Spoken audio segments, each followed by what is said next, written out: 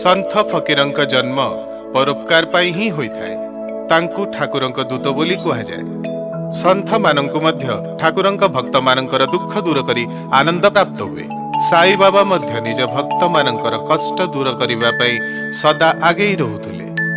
थरे तांक परम भक्त गणपत बालार देह बहुत असुस्थ हो जाइथिला। बाला गणपत विभिन्न प्रकार चिकित्सा कराइथिला, किंतु ज्वर छाड़िबार ना नेउ नथिला। से निराश होई बाबांक शरण रे शिरडी गला। तांकु पूरा विश्वास थिला जे बाबांकर धुनीरु बाहरी थिबा भस्मरु तार असुस्थता पूरा पूरी ठीक होई जिवो। बाबांक हातरु दिया जाउथुवा विभूतिर चमत्कारी गुण विषय रे ताकु सबु जणा थिला। किंतु बाबा जे उपाय कहिले ताहा सुनी गणपत आश्चर्य हो गला। बाबा मो रोगर कौन चिकित्सा करंतु।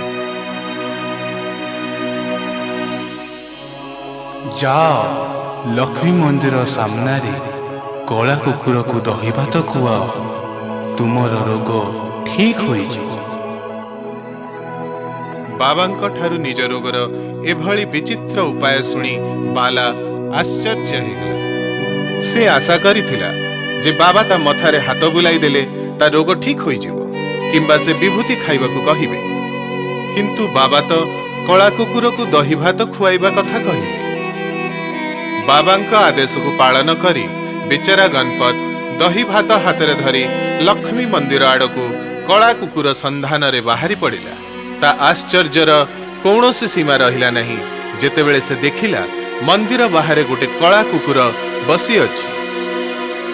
बाबांक आदेश को पालन करी खूब श्रद्धार सहित कला कुकुरटी को दही भात खुआइला एवं खुशी खुशी बाबांक पाखकू फेरी आसिला।